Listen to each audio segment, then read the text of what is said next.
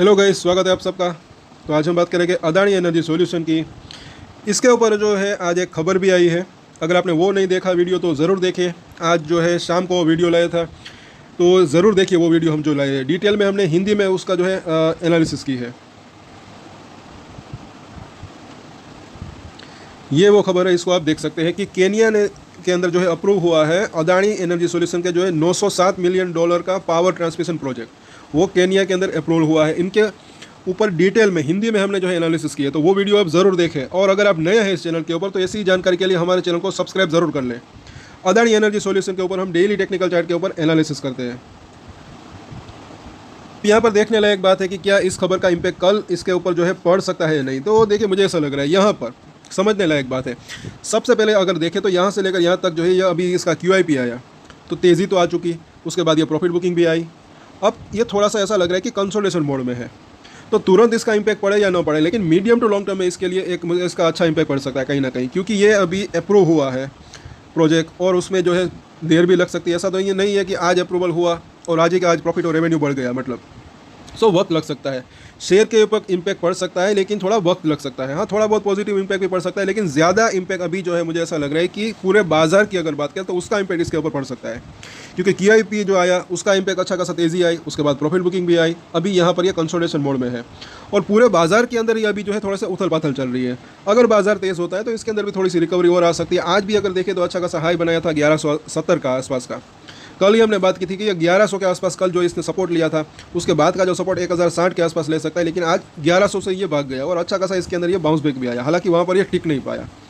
अब आगे देखें तो आज के दिन हालांकि फिर भी जो है डिलीवरी वॉल्यूम अच्छा खासा रहा। यहाँ पर आज के कारोबार की बात करें तो 18 लाख के आसपास की डिलीवरी उठी NSE के ऊपर।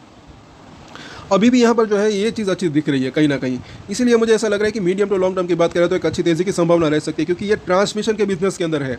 और आगे पावर सेक्टर की अगर बात करें तो इसकी डिमांड तो मुझे ऐसा लग रहा है कि वो बढ़ ही सकती है, बरकरार तो रह ही सकती है लेकिन बढ़ भी सकती है कहीं ना कहीं।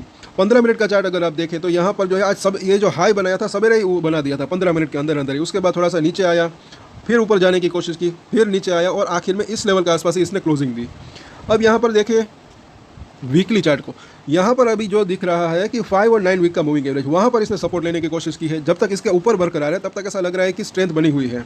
अगर इसके नीचे आता है तो थोड़ी सी गिरावट और आ सकती है, लेकिन नीचे गिरावट भी आती है तो भी जो है ज़्यादा नीचे जाने की संभावना अभी कम हो सकती है।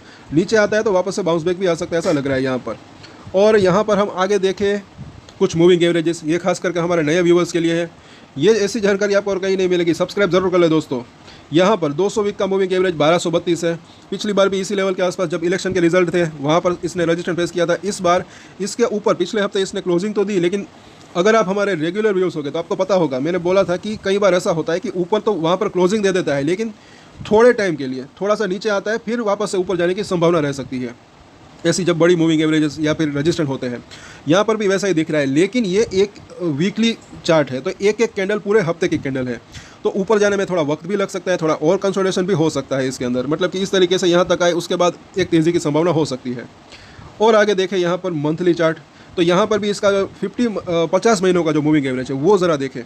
इसके ऊपर ये क्लोजिंग देता है मंथली, मतलब कि महीने के अंत तक, तब इसके अंदर ऐसा लग रहा है कि और तेज़ी की संभावना रह सकती है, क्योंकि यहाँ पर पिछली बार 2 बार और यहाँ पर एक बार 3 बार यहाँ पर इसने रजिस्टर फेस किया था। और ये इस महीने जो है इसने ऊपर जाने की कोशिश की लेकिन वापस से नीचे आया था। और इस महीने भी वैसी ही सिचुएशन रही, इसके ऊपर गया 1350 तक गया, उसके बाद ये नीचे आया।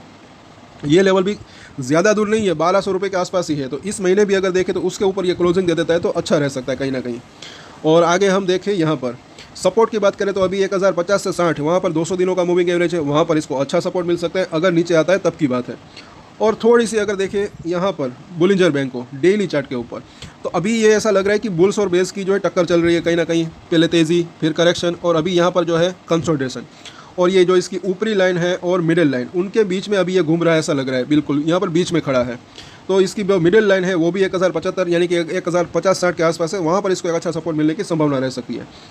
वीकली चार्ट के ऊपर हम देखते हैं तो यहाँ पर भी इसकी जो मिडिल लाइन है 1060 के आसपास है, तो वहाँ पर ऐसा लग रहा है कि सपोर्ट मिल सकता है। और यहाँ पर MACD को ज़रा देखें तो यहाँ पर थोड़ी सी जो है एक नीचे आता है, ये खास करके 21 दिन का जो मूविंग एवरेज है उसके ऊपर नज़र रख सकते हैं, जो कि 1100 के आसपास है। उसके नीचे आता है तो यहाँ पर एक MACD का इस तरीके से बेरिश क्रॉसओवर हो सकता है। उस सिनेरियो में मुझे ऐसा लग रहा है कि नीचे में 1050-60 के आसपास आने की संभावना रह सकती है और वहाँ पर इसको सपोर्ट भी मिल सकता है। कहीं ना कहीं ज़्यादा गिरावट की संभावना अभी यहाँ पर कम दिख रही है। RSI को देखें तो 56 के आसपास है, न्यूट्रल कंडीशन दिख रही है यहाँ पर। और यहाँ पर भी अगर देखें तो इस तरीके से अगर देखें तो एक राउंडिंग बॉटम जैसी सिचुएशन बनी ऐसा लग रहा है। यहाँ पर ब्रेकआउट भी हुआ, तेज़ी भी आई और अब यहाँ पर ये 975 के आसपास का लो था, ऊपर में 1200 रुपये के आसपास का हाई। इन दोनों के बीच का अगर गैप देखें तो 250 से 250 रुपये के आसपास का मानकर चल सकते हैं। तो अगर ये वापस से तेज़ी आती है इस तरीके से तो ये 1400 से 1500 तक जाने की इसकी संभावना रह सकती है। अगर वो लेवल पार होता है उसके बाद और भी तेज़ी की संभावना रह सकती है। पूरे साल की बात करें तो मुझे ऐसा लग रहा है कि ये 1800 से 2000 तक जा सकता है, ऐसा लग रहा है यहाँ पर। लेकिन उससे पहले कुछ वॉलेटिलिटी भी देखने को मिल सकती है शॉर्ट टर्म की अगर हम बात करें तो। कल हम वापस से चर्चा करेंगे। उससे पहले यहाँ पर इसके सपोर्ट और रजिस्टर हम देख लेते हैं जो कि काफ़ी यूजफुल रह सकते हैं। पहला सपोर्ट इसका जो दिख रहा है 1100 रुपये के आसपास का, उसके बाद जो है तकरीबन 1065 के आसपास का। ये अभी इसके जो है 2 सपोर्ट दिख रहे हैं शॉर्ट टर्म की बात करें तो। इस लेवल को अगर तोड़ता है तो फिर ये 1020 से 1000 तक जाने की संभावना रह सकती है, लेकिन ये लेवल थोड़ा सा दूर है तो फिलहाल हम उसकी बात नहीं करेंगे।